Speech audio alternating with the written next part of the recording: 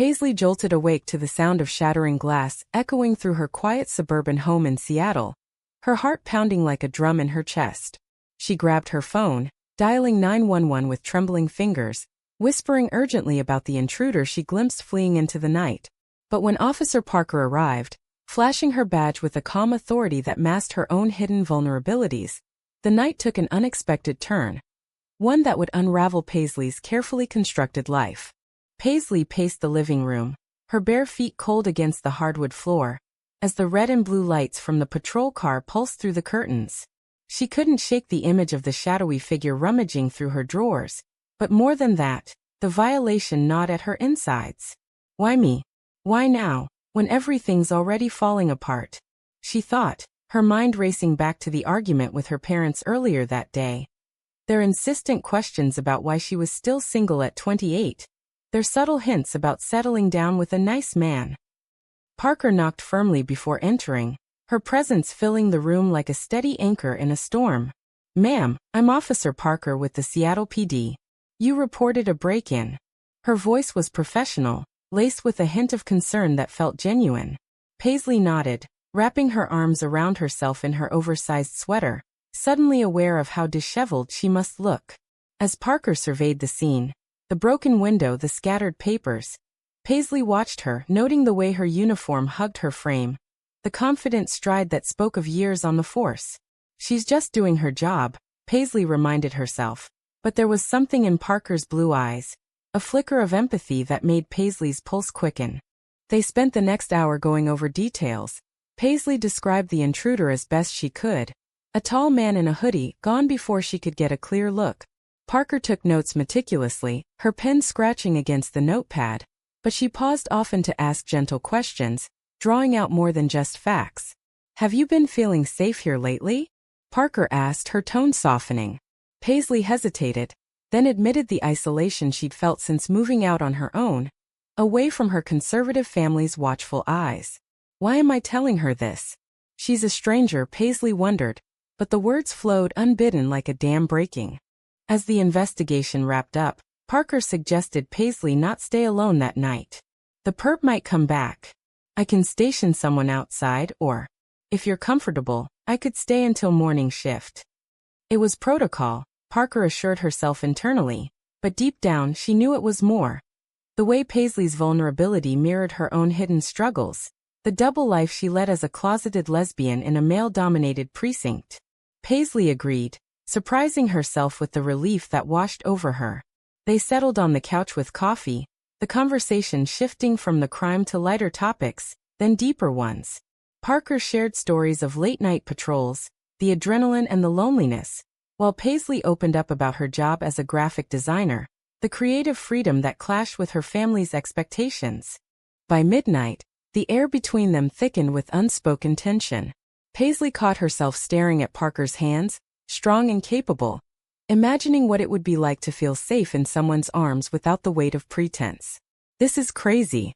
She's here because of a burglary, not. Whatever this is, Paisley chided herself, but the pull was undeniable. Parker felt it too, her resolve cracking as she confessed, in a moment of raw honesty, that she hadn't felt this connected to anyone in years, not since her last relationship ended under the pressure of her job's demands. The night blurred into confessions, laughter mixed with tears, until dawn crept in, and Paisley realized she'd let a stranger into her heart. The next morning, as Parker prepared to leave, she handed Paisley her card. "Call me if anything comes up, or if you just need to talk." Paisley nodded, her fingers lingering on Parker's as she took it. "What have I done?" she thought, watching the patrol car pull away. The break-in faded into the background. Now the real intrusion was the spark that had ignited between them, threatening to upend everything Paisley thought she knew about herself. Over the following weeks, what started as check-in calls evolved into late-night texts, then coffee meetups disguised as follow-ups on the case. The intruder was never caught, but Paisley barely cared anymore. Parker became her confidant, sharing the burdens of her life, the precinct's subtle homophobia, the way her colleagues joked about dykes on duty, without knowing it cut deep.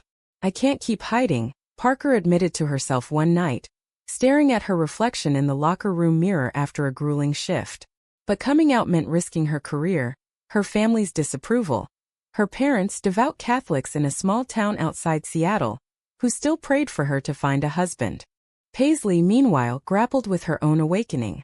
She'd always dismissed the fleeting attractions to women as curiosity, burying them under dates with men that never sparked. But with Parker it was different, electric, terrifying. Am I really gay?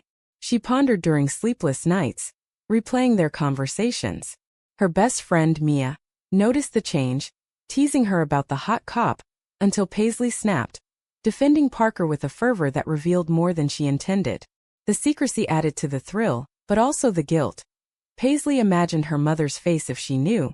The lectures about traditional values that had driven a wedge between them already. Their first real date was at a quiet cafe on the outskirts of town, away from prying eyes.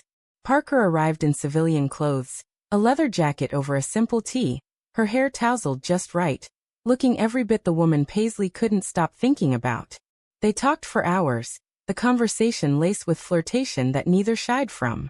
"I've never done this before," Paisley confessed, her voice barely above a whisper. Parker reached across the table, her touch sending shivers down Paisley's spine. "Me neither, not like this." But as they parted, Parker pulled back, her expression clouded. "We have to be careful. My job." Paisley understood, but the word stung, planting the first seed of doubt. Is this worth the risk? She wondered, driving home alone. The relationship deepened quickly, fueled by stolen moments. A picnic in a secluded park, where they shared dreams of a life without hiding. A movie night at Paisley's place, where laughter turned to quiet intimacy, their foreheads touching in a silent promise. Yet the shadows loomed. Parker's partner on the force, a grizzled veteran named Ramirez, started asking questions about her distractions. If he finds out, it'll be over, Parker thought, her stomach twisting. Paisley faced her own battles.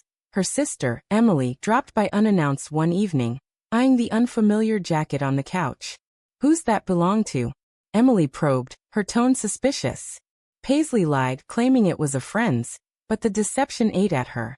"How long can I keep this up?" One night, after a particularly intense shift where Parker had to break up a domestic dispute that hit too close to home, reminding her of her parents' arguments, she showed up at Paisley's door, exhausted and vulnerable. "I can't do this alone anymore," Parker admitted, collapsing into Paisley's arms. They talked until sunrise, unraveling layers of pain.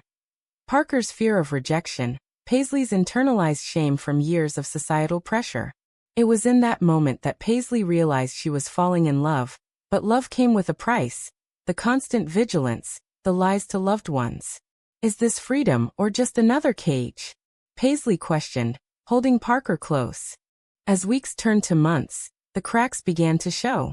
Paisley's parents invited her to a family dinner, insisting she bring someone special. She declined, but the pressure mounted, her mother calling daily with not-so-subtle hints about grandchildren. They'd never accept this, Paisley thought, her heart aching. Parker, too, faced scrutiny. A rumor at the precinct about her personal life forced her to overcompensate, working extra shifts to prove her dedication. The distance grew, their meetings fraught with tension. "We can't keep sneaking around," Paisley argued one evening, her voice breaking. Parker agreed, but fear held her back. "What if I lose everything?" The turning point came during a stormy night when Paisley, fed up with the secrecy, demanded more. "I need you to choose, us or the shadows." Parker hesitated, her mind flashing to her badge, her identity tied to her role. In a moment of panic, she pulled away. "I can't. Not yet." The words hung like a guillotine, slicing through their bond. Paisley felt betrayed, the pain raw and immediate. How could she? After everything? She stormed out, leaving Parker alone with her regrets. Paisley slammed the door behind her, the rain soaking her instantly as she wandered the streets, tears mixing with the downpour. Why did I push her? She berated herself, replaying the argument. But deep down, she knew it was necessary. The half-life they were living was suffocating her. Parker remained in the apartment, staring at the empty space where Paisley had stood, her chest tight with regret. "I've ruined it," she thought, the weight of her cowardice crushing her. She grabbed her keys, determined to follow, but doubt stopped her. What could she say that wouldn't sound like another excuse? The next day, Paisley threw herself into work, designing logos with a mechanical precision that belied her turmoil.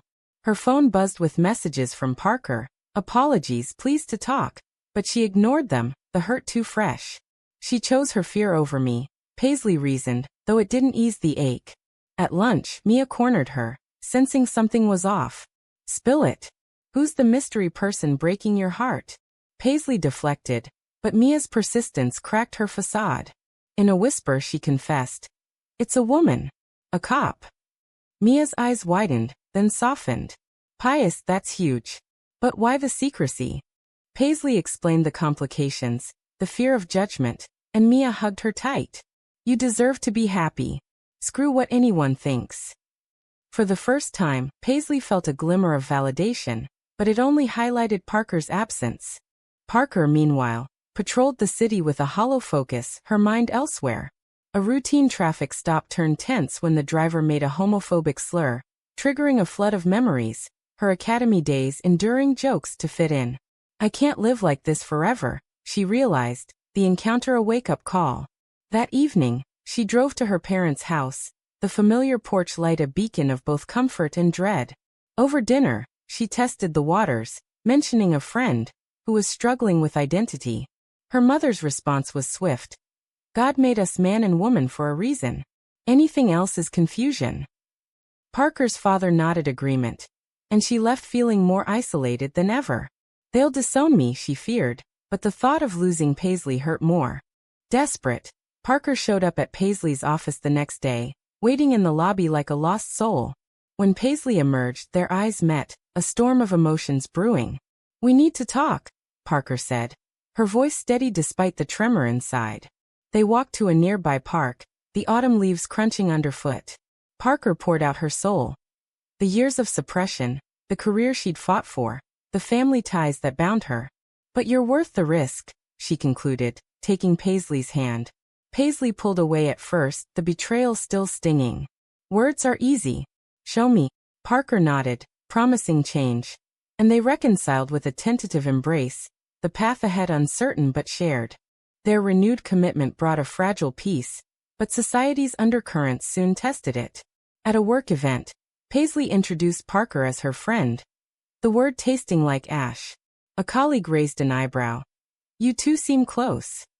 The implication hung, forcing Paisley to laugh it off, but inside she seethed. Why can't we just be? Later, Parker faced a similar trial when Ramirez cornered her in the break room. Heard you're seeing someone. Hope it's not distracting you. His tone was probing, laced with suspicion. Parker deflected, but the encounter left her paranoid. One slip and it's over.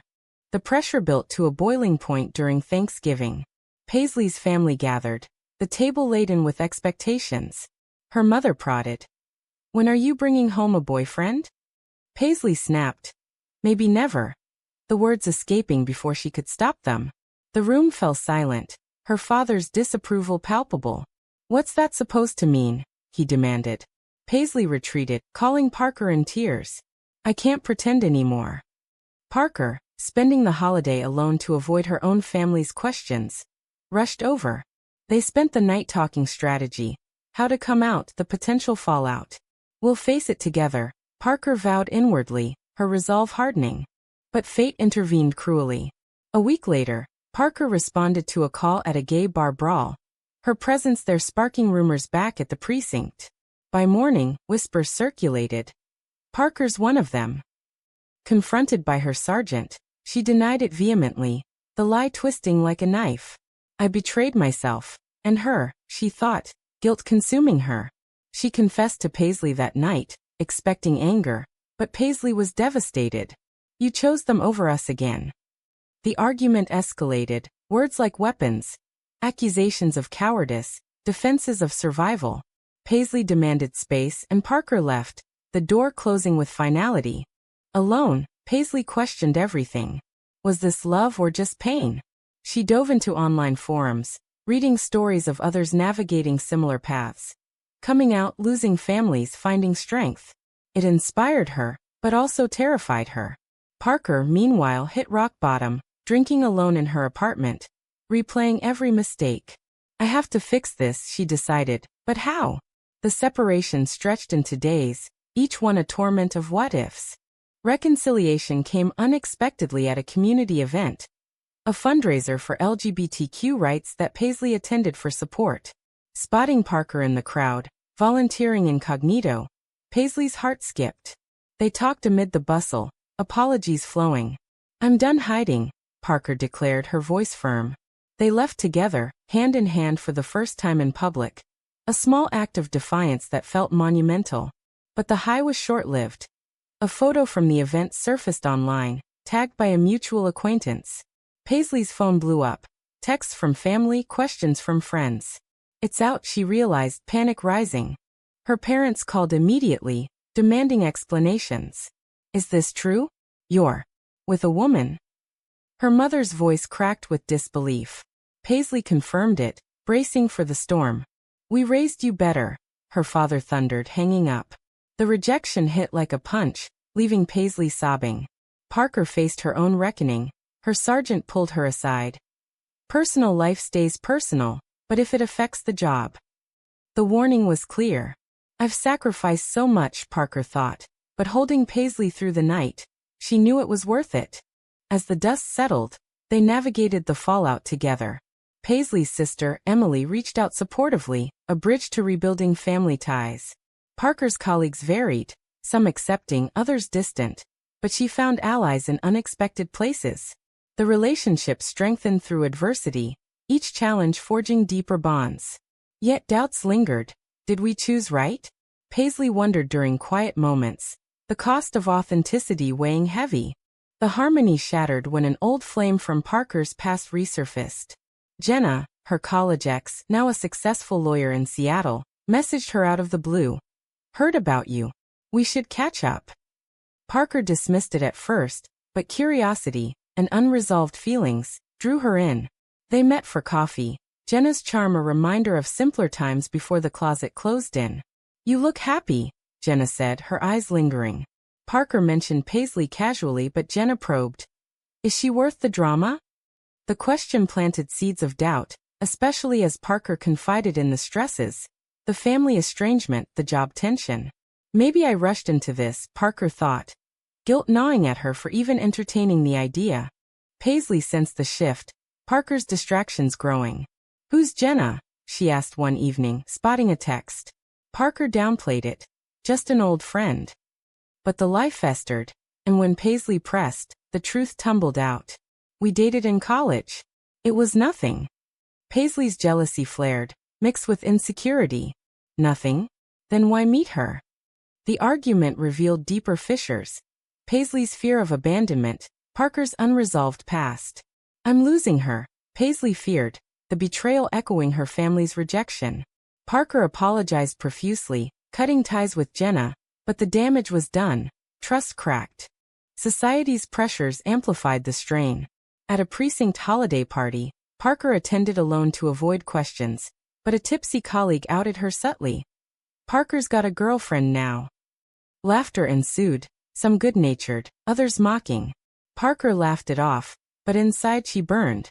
This is the price, she reminded herself, driving home to Paisley with a forced smile. Paisley, meanwhile, faced workplace whispers after the photo went viral among friends. Her boss pulled her aside. Keep personal matters out of the office. The implication stung. Her identity now a liability. Why can't we just live? Paisley lamented internally. The mending process was arduous. They sought therapy, a neutral space to unpack the baggage. Parker's internalized homophobia from her upbringing, Paisley's need for validation after years of suppression. Sessions were raw, tears flowing as they confronted truths. I feel like I'm always choosing, Parker admitted, between you and the world. Paisley nodded, sharing her own battles. And I feel like I'm never enough. The insights brought closeness, but also exhaustion, the constant fight wearing them down. A major blow came when Parker's parents visited unannounced, hoping to talk sense into her. The confrontation was brutal. This isn't you, her mother pleaded. It's a phase. Parker stood firm. It's who I am. Her father stormed out, vowing to cut ties. The loss devastated her, nights spent in Paisley's arms sobbing. I gave up my family for this, she thought, resentment flickering toward Paisley, though unfair. Paisley felt the shift, questioning her role. Am I the villain here? In a bid to reclaim control, they planned a weekend getaway to the coast, away from the noise. The drive was tense at first, but the ocean's rhythm soothed them. Walking the beach, they recommitted. No more secrets, Paisley said. Parker agreed, and for a fleeting moment, peace reigned. But reality intruded. A call from the precinct about a promotion contingent on stability. Parker agonized. Accept and conform, or decline and risk stagnation. Everything's a trade-off, she realized. Back home, Paisley's design firm offered her a project in New York, a chance for advancement, but it meant relocation. It's temporary, she assured Parker, but the distance loomed. Parker panicked. What if you don't come back? The discussion turned heated, old wounds reopening. Paisley accused Parker of holding her back. Parker countered with fears of abandonment. We're destroying each other, Paisley thought in despair. In a moment of impulse, Paisley accepted the offer, packing bags amid tears. I need space to figure this out. Parker watched her go, heartbroken. Did I push her away? The separation was agony. Paisley in New York threw herself into work, the city's energy a distraction from the void. Late-night calls with Parker were bittersweet, love professed but doubts voiced. Maybe we're not meant to be, Paisley whispered one night. Parker refuted it, but her voice wavered. At home, Parker leaned on new friends from an LGBTQ support group, sharing stories that echoed her own. You have to choose happiness, one advised. But at what cost? Parker pondered. Months passed, the distance testing their bond. Paisley dated casually, a woman from work, but it felt empty, reinforcing her feelings for Parker. She's the one, she admitted to herself.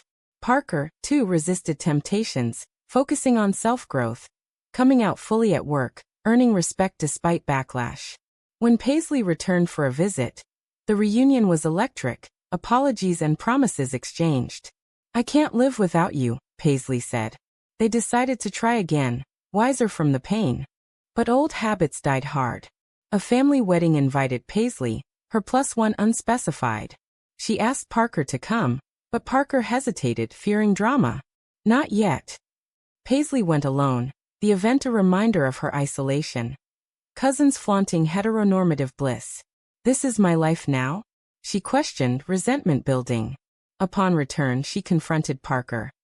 If you can't stand by me publicly, what's the point? Parker, cornered, lashed out. You don't understand the pressure. The fight culminated in Paisley storming out again. This time for good? I've had enough, she thought. Parker chased after her. The chase through the rain-soaked streets a metaphor for their turbulent journey. Catching up, she professed. I'll go to the next one with you. It was a turning point, Parker finally prioritizing their love. They reconciled, but the scars remained, a testament to the battles fought. With renewed vigor, they tackled the world head-on. Parker requested a transfer to a more inclusive precinct, sacrificing seniority for acceptance. The move paid off. Colleagues who valued her skills over her orientation. Paisley, inspired, pitched LGBTQ-themed designs at work, turning personal pain into professional purpose. Their home became a sanctuary, filled with inside jokes and quiet evenings, but the external world still intruded.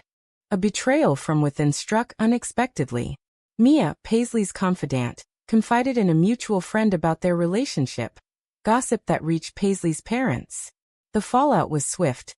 A letter from her mother, disowning her until she came to her senses. Paisley crumpled it, tears streaming. How could Mia? She wondered, the sting of betrayal cutting deep. Confronting Mia, the apology was tearful. I thought it would help them understand. But trust shattered, their friendship strained. Parker held Paisley through the night, her own losses mirroring the pain. We're all we've got, Parker thought. The incident sparked a moral dilemma. Should they cut ties with unsupportive people, or fight for reconciliation? Paisley leaned toward forgiveness, Parker toward boundaries. Debates ensued, each position rooted in personal trauma. Family isn't blood, it's choice, Parker argued. Paisley countered. But giving up feels like failure. The conflict tested their unity, but ultimately strengthened it, as they compromised. Reach out but protect themselves. Society's gaze intensified when a local news story featured LGBTQ officers. Parker interviewed anonymously. The exposure brought pride and threats. Anonymous calls to the precinct, hate mail at home. Paisley feared for Parker's safety. Quit if you have to. Parker refused. This is who I am. The tension peaked during a protest where Parker was on duty, clashing ideologies on display. Seeing her in uniform, facing down agitators, Paisley swelled with admiration and terror. What if I lose her? In a twist of fate, the original break-in case reopened. New evidence linked the intruder to a ring targeting single women. Parker led the investigation, her determination fueled by personal stakes. Closing the case brought closure for Paisley, but also resurfaced memories of their meeting. If not for that night. Paisley mused. Parker smiled. Fate's funny. But the victory was bittersweet. The perp's motive, homophobic targeting, hit close, reminding them of vulnerabilities. As they navigated these waters, a deeper mouthwarn emerged. Children. Paisley dreamed of a family. Parker hesitated, fearing the world's cruelty. How do we protect them? Parker worried. Discussions turned philosophical, weighing ethics of bringing life into a judgmental society. Paisley pushed. Love wins. Parker relented, agreeing to explore options, but doubt lingered. Am I ready? The climax built during a family reunion Parker organized, inviting her estranged parents. The evening was tense, conversations stilted. When Paisley was introduced as her partner, silence fell. Her mother broke it. We don't approve, but we love you. It wasn't acceptance, but a crack in the wall. Paisley's heart soared for Parker, but her own family's silence echoed louder. Why not us? She thought. Post-reunion, euphoria gave way to reflection. They attended a support group, hearing stories of triumph and tragedy. One couple's tale of loss, to societal pressure, mirrored their fears. We almost became that, Paisley whispered. Parker nodded, vowing resilience. But a final test loomed. Parker's promotion required relocation to a conservative town. Take it, Paisley urged, hiding her dread. Parker declined. Not without you. The decision solidified their bond, but at career cost. Sacrifices never end, Parker mused. Time healed some wounds. Paisley's designs gained acclaim, featuring in Pride campaigns. Parker's precinct honored her for bravery. They hosted dinners for like-minded friends, building a chosen family. Yet the journey's toll showed. Sleepless nights, therapy bills, emotional scars. Was it worth it? Paisley questioned in quiet moments. In a moment of vulnerability, Parker proposed during a sunset walk. Marry me despite everything. Paisley accepted, tears of joy. Planning the wedding brought joy and conflict. Who to invite? How public? Decisions highlighted ongoing struggles, but they persevered. The day arrived intimate and defiant. Vows exchanged amid supportive cheers. We've made it, they thought. But happily ever after was a myth. Post-wedding, Parker's father fell ill, forcing a reconciliation visit. His bedside confession. I was wrong. It brought closure, but Paisley's family remained distant. The asymmetry gnawed at her. Why does love have to be so uneven? As life settled, they adopted a dog, a symbol of normalcy. Routine set in work walks whispered dreams. Yet the drama's echoes lingered, reminding them of battles fought. Years later, the relationship stood as a testament to endurance, but not without cracks. Paisley advanced in her career, traveling often, while Parker climbed ranks in a new, progressive department. Distance bred familiarity's contempt. Small arguments over chores escalating into rehashes of past hurts. You always put work first, Paisley accused. Parker retorted. Like you don't. The therapy they'd lapsed on beckoned again. Are we drifting? Parker wondered, the fear of loss ever present. A major crisis hit when Paisley's mother suffered a stroke. Rushing to the hospital, Paisley faced her family, Parker's presence a silent challenge. She's my wife, Paisley stated firmly. Whispers ensued, but in the waiting room, her sister Emily mediated. Give them time. The event forced tentative dialogues, her father admitting regret, though full acceptance eluded. Paisley returned home emotionally drained, leaning on Parker. "It's progress," she said, but doubt crept in. Will it ever be enough? Parker's own health scare, a minor injury on duty, flipped the script. Hospitalized, she reflected on mortality. Have I lived authentically? Paisley by her side. The ordeal reignited their passion. Vows renewed in hushed tones. Recovery brought introspection. Parker writing a memoir anonymously about her journey. Published, it sparked controversy, praise from allies, backlash from conservatives. The publicity outed them further, invitations to speak at events pouring in. They accepted some, becoming reluctant advocates. This is our purpose? Paisley pondered, the exposure both empowering and exhausting. Moral quandaries arose in advocacy. At a panel, Parker debated a traditionalist on LGBTQ rights, her arguments sharp but personal. Love isn't a choice, hate is. Applause followed, but hate mail ensued. Paisley worried. Is the fight worth the danger? Parker insisted. Silence is complicity. The divide grew, Paisley craving peace, Parker driven by justice. Compromise came hard, but they found balance, selective involvement. A betrayal from an unexpected source rocked them. Ramirez, Parker's old partner, leaked details of her past to a tabloid. Headlines screamed, "Lesbian cop's secret life." The scandal threatened Parker's job, investigations launched. Why now? Parker raged inwardly, suspecting jealousy. Paisley stood by her, hiring a lawyer, but the stress strained their marriage. Fight or flee? Paisley asked. Parker chose fight, testifying against discrimination. The case won, but scars deepened. Trust no one, she learned. Healing involved retreat. A sabbatical to Europe, rediscovering each other away from America's gaze. In Paris cafes they talked dreams. Adoption, perhaps.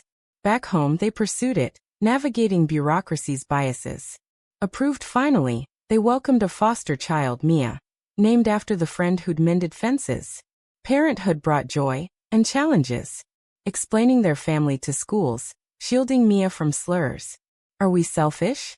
Paisley questioned, the ethical weight heavy. As Mia grew, so did their wisdom. They mentored young LGBTQ individuals, sharing lessons. The cost of authenticity, the value of resilience. But in private, doubts persisted. During a quiet anniversary, Parker confessed, "Sometimes I wonder if I'd choose differently." Paisley nodded. Me too. Honesty strengthened them, acknowledging the gray areas. The story's arc culminated in a community crisis, a hate crime against a local lesbian couple. Parker investigated, Paisley volunteered support. The perpetrators caught, justice served, but the victims' pain mirrored their own early struggles. It prompted reflection. Have things changed? Society evolved, but prejudices lingered. In the end, their life was a mosaic of triumphs and trials. Love enduring amid chaos. Paisley and Parker sat on their porch, watching Mia play, content yet contemplative. The journey had demanded everything. Family, careers, sanity. But in each other's eyes, they found worth. Was sacrificing personal security for authentic love ultimately the right choice? Or does society's unyielding pressure make such defiance a fool's errand?